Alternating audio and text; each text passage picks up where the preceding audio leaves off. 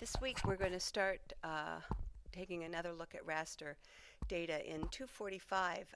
The first chapter she had you do some just data symbolization and looked at discrete and continuous rasters, and so that would be worth just kind of reviewing a little bit in that first chapter. But basically we're moving away from vector data, which was point lines and polygons, where points are one xy coordinate, lines are at least 2 for a line segment, and polygons are at least 4, talking about a closed shape or figure. Raster data has an entirely different organization. So rasters are grids. You can have thematic rasters. You can have rasters that show continuous data. And so sometimes technically with a raster, excuse me, I'm having some allergy stuff today. The grid is a generalization of whatever is underneath or whatever area that represents. So when we're looking at the structure of a raster, you have, instead of records, you have rows and columns of data. The cell size is the spatial resolution, and the raster extent is the total physical area that it covers. So when you compare the two different data structures, you can look at rasters tend to be a little more simple, or more compact, easier to move around. Rasters can be very large. The data structure is considered very complex with a vector because you have to think about the placement of every single xy coordinate. With vector data, the topology, remember that the coincident geometry, whether they share borders, has to be stated and enforced. In rasters, it's simply a function of the grid itself. When we look at the resolution of the two data types, the resolution of a vector is determined by the coordinate system, and by the raster, when we talk about resolution, we're talking about cell size. With a vector, you can get much more physical detail on the landscape, and raster, of course, is more generalized. Analysis with vector data becomes a little more difficult. You did the very end of 245, you did a site selection for snail habitat using vector data, and there was a lot of clipping and moving, clipping and erasing and overlays. With raster analysis, it can be considered easier, and so you'll get a sense of why that's much faster and more streamlined. It's also more general. When we talk about just using the data, manipulating it in ArcGIS, vector data is typically faster, but if you have vector data, you can just see that when we add the county layers, it draws fairly slow. But in general, raster data is much slower to draw and to move around, and that again depends upon the resolution. So one thing that I've learned with raster is I often turn off layers I don't need, and sometimes with an image as a background, I'll turn that off when I need to move data around. And when you try to line up data layers in vector, you don't always get an exact alignment, but with raster, that's kind of the whole point of raster data. Raster can be considered continuous or discrete. Price describes continuous raster as changing smoothly over space. So I guess that's a relative term, because elevation, you could have a steep cliff, you could have a major change, but so I'm not really sure why she used that description. Precipitation, she says, is continuous. And again, I would have some thoughts about that. I don't know that I would think of precipitation as continuous data, but that's how she describes it here. Discrete tends to be data that forms distinct regions on a map. And again, I think this is an arbitrary definition because vegetation data in raster format isn't always exact. And it's not always a distinct region, but maybe it's the purpose of the map she's talking about. And so she has soil. Land use absolutely could be discrete because they're physical drawn lines on the land that kind of distinguish land use. So the symbolization of those different categories of rasters kind of depend upon whether they're discrete or continuous. And so one of the things that she mentioned is, or no, I got this from Esri, using integer grids to represent discrete data and floating point grids to represent continuous data. So floating points would be decimals. So elevation, slope, aspect, precip would have a decimal indicating that it is more continuous. And then integer grids, so vegetation would be a value of, if it's an oak, it's a 1, if it's a pine, it's a 2, and so that would be integers for that. You can also convert between the two data models, and you'll do some of that going back and forth from raster to polygon and polygon back to raster in the tutorial. And so here is a line feature that's been converted to rasters, and then there's another example of polygons that are converted to rasters. And you tend to get kind of that choppy square look to it. And so you can really see how much more generalized the road feature would be if I use a raster data set. So in the Esri tutorial on basics of raster basics, they have some examples of when you would use one data type over another. And so they're looking, one of the questions was, which would you use to analyze tornado damage? And their suggestion is raster, because you could use satellite images.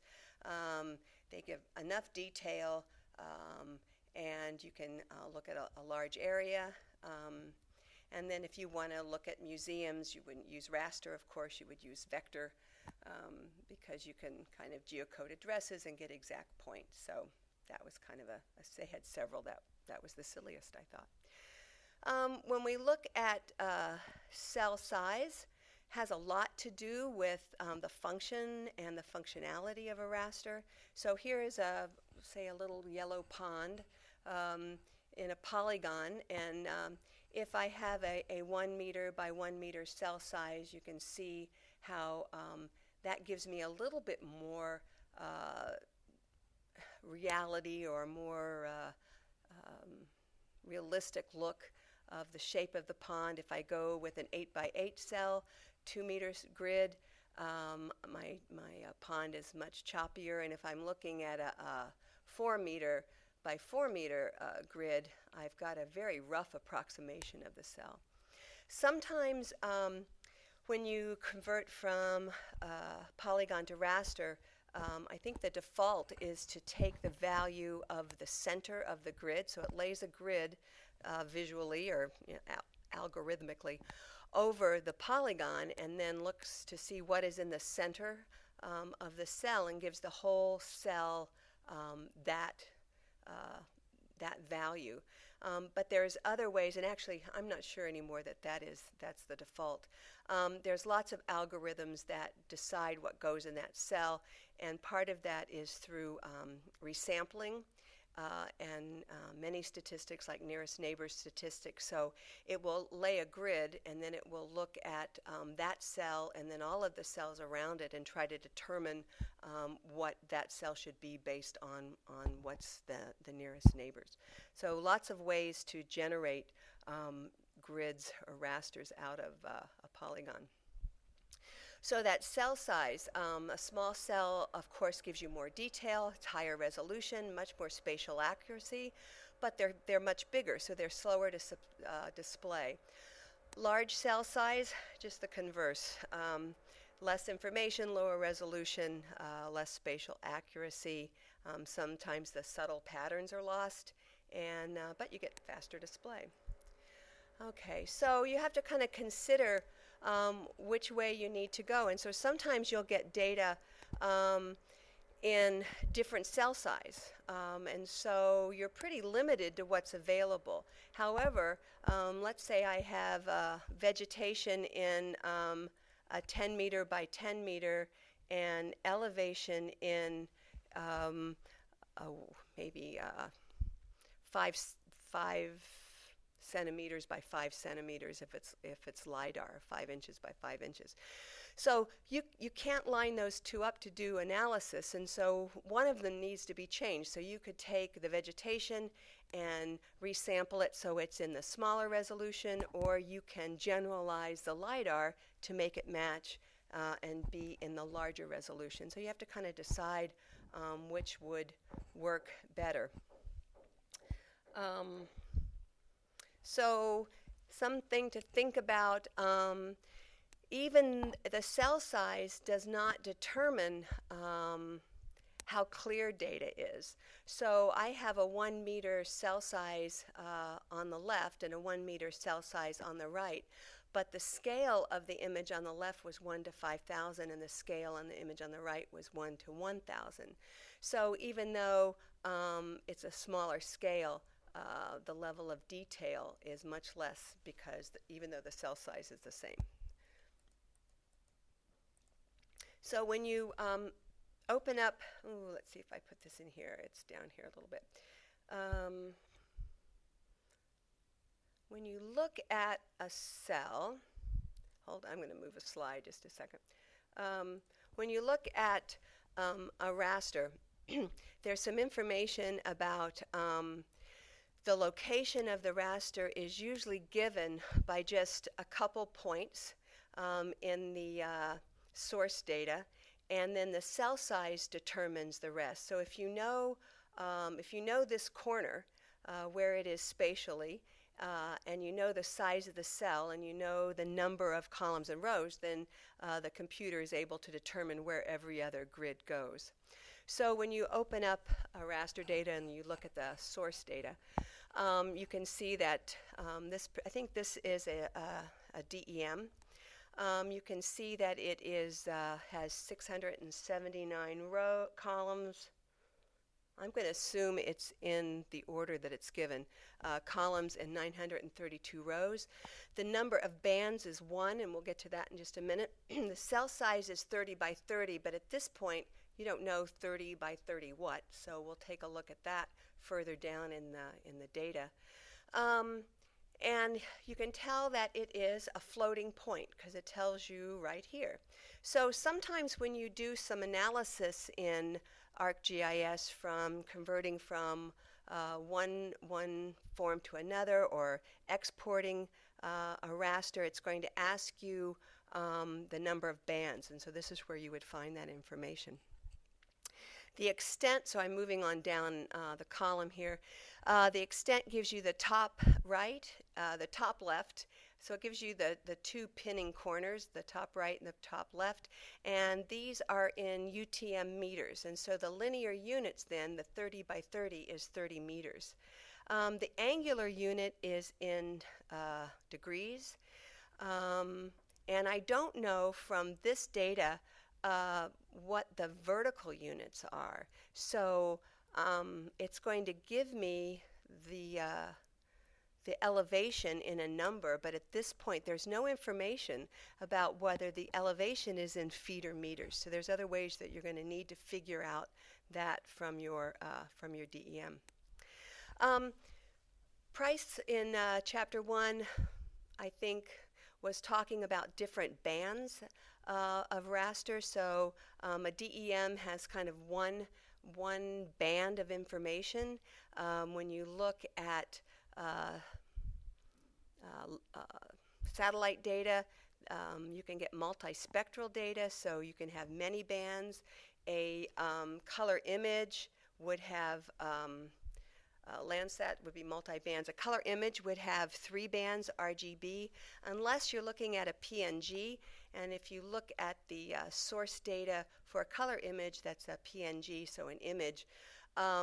it may have a fourth band, which is an alpha band, and that band represents kind of the transparency layer. So when we look at rasters, they can be in lots of images. The TIFF is probably really common. You can get imagery data, Landsat images. You can get ortho photos, so topographic maps that have been georeferenced that are TIFFs. We've been using digital elevation models. There is a data that I used to call Mr. SID, which is a multi-resolution seamless image database, and you can get those from USGS. You can open a GIF, and JPEG, and Erdos is another software company, and they have an IMG file. So all of those are grid files. TIFF is the most widely supported. I just said all of this. Okay. So, yep, there you go. You got that. All right. When you open a discrete raster or a raster that has an integer, you will see what's called a VAT attribute table instead of just an attribute table. And the VAT attribute table has a value. And what you'll see is the value is the code for the grid cells. And so here are, and the count tells you how many grid cells in that raster have that value. So here I see that there is something that has a value of 1, and there is a count of 11. So my assumption is it's this blue. And so if I count these blue cells, that is a water layer. And so you can get sometimes just the value and the count. Sometimes you will get other attributes added to that value attribute table.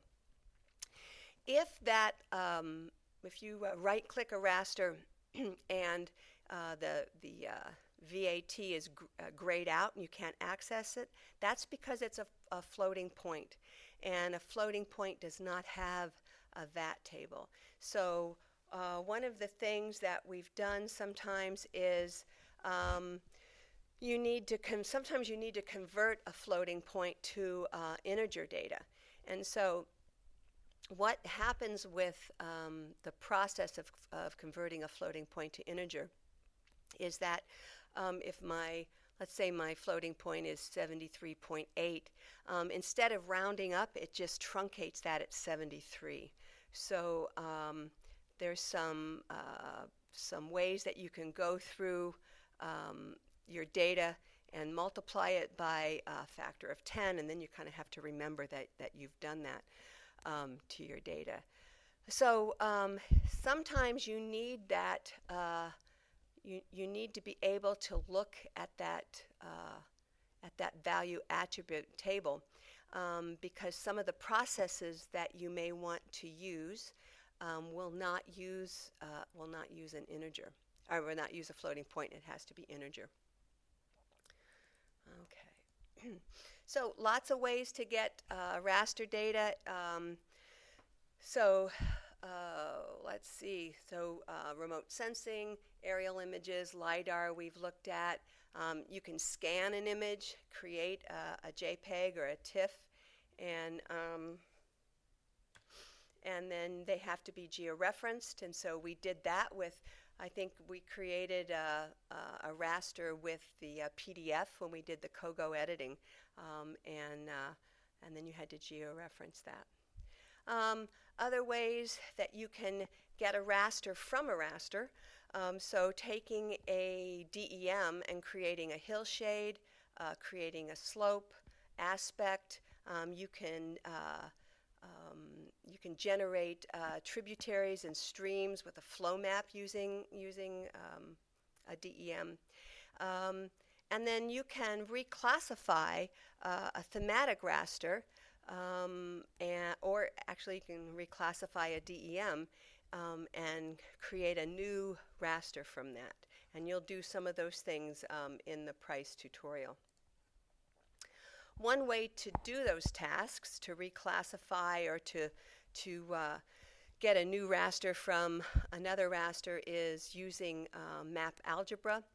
And so you'll do a lot of map algebra. To do that, you don't have to actually put the output grid. That just is the result.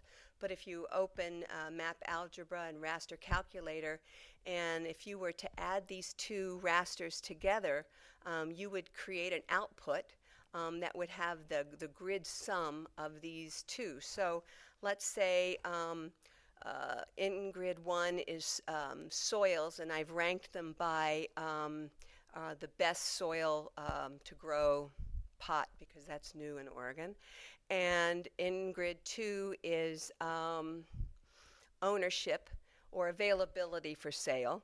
And so the higher number is more available. So if I add these two together, I should end up with a grid that says if it's a 7, that's the best place that's available and it has great soil.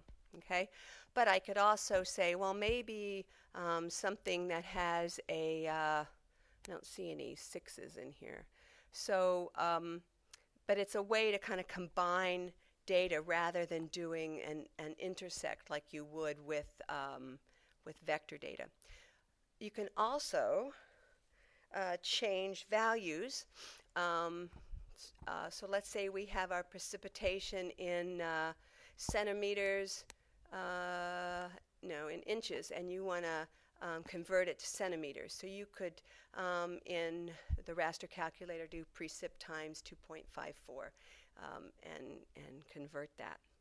One way to change a floating point to an integer is through raster calculator, typing in the word int, and then pointing to the grid that you want to create, and it outputs a whole new raster.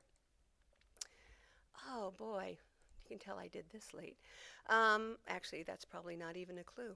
So we're going to use a lot of Boolean logic, and this will result in a kind of yes, no, true, false output. So all of the raster grids that meet the criteria you input will be given a 1, and if they don't meet, they'll be given a 0. So if I were to say I want to select out all the precip that's greater than 15 and less than 20, I would get a grid return with two values, 0 and 1, and 1 would be the precip where my data met. Okay? And you can do that with multiple rasters. You can string them together, and you'll do that in the tutorial as well. She's going to go very briefly through a distance function and a direction function. And the distance function is a way to know, let's say, I think these little dots on here could be schools. And so they want to know, the idea is that the grid tells you how far each cell is from the nearest school. And so the blue is farther away and the yellow is closer, but they actually give you a value in the units of the linear units of the data. Okay? The Euclidean direction tells you for each grid cell what direction that cell is to an object. And so this is the kind of analysis that would be done for, maybe emergency management planning, that kind of thing. So they want to know where's the closest and which direction to go. And she has you do these, just kind of run these functions and look at them, but you don't do a lot with them. And so hopefully on Thursday I will show you some applications for these. One of the fun things with the raster calculator is to do raster densities. And a density just kind of lays a grid over point data, and it determines then how many points are in that grid, and it creates almost a contour map, and you can symbolize them to look like a hotspot map. And so we haven't done that, but we might play with that when we start looking at some of the tsunami information. I think one of the last exercises she has you do in the tutorial is an interpolation. And an interpolation takes, let's say, point data. Her example is precipitation data in a watershed. And there's not a lot of data, but there are several points that measured the precipitation. And what happens is a grid is laid over the area, and then based on the known data, they try to guesstimate or interpolate what the other cells would be. And this is the way that many contour maps are created, or DEMs are created. You can imagine that they do not have, for the 10 meter by 10 meter DEMs, they don't actually have an elevation for every single grid cell. But they have enough points that they can use different methods of interpolation to figure out what would be the elevation value in the missing grid. So you'll go through that. And she has some really fun little ways to add data that we haven't fill in attribute tables. You're also going to create a viewshed. The viewshed returns kind of a Boolean Logic layer of 0, 1. And it shows all of the cells that can be seen from a point and the cells that can't be seen. So this is often used in siting fire towers. So, you know, how high does the tower need to be, or what can be seen from that tower? And so you can imagine if there's bluffs or backsides of mountains, you're not going to be able to see them from a certain vantage point.